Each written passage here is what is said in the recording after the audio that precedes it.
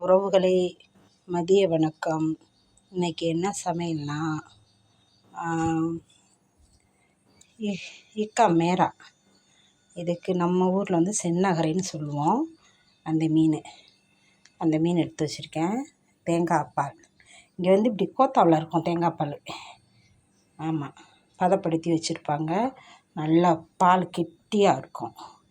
ஆமாம், மீன் அதில் 2 பீஸ் பொறுக்கி எடுத்து வச்சுருக்கேன்.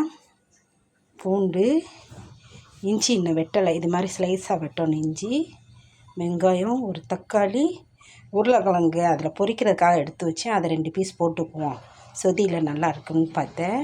நம்ம காரத்துக்கு தக்கன உரப்பு போட்டுக்கலாம். ஆமாம், இதுதான் செய்முறை.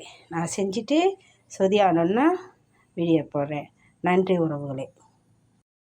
உறவுகளே, வீடியோவில் சொன்னேன் சொதி வச்சோன்னு காட்டுவோம்னு. நான் ஒண்டியாக எடுக்கிறதுனால வீடியோ வந்து ஸ்கிப் பண்ணி எடுக்க தெரியல.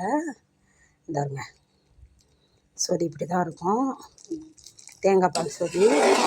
ஆமாம், இங்கே வந்து மீன் போட்டு வைக்கலாம், கோழி போட்டு வைக்கலாம், கருவாடு போட்டு வைக்கலாம்.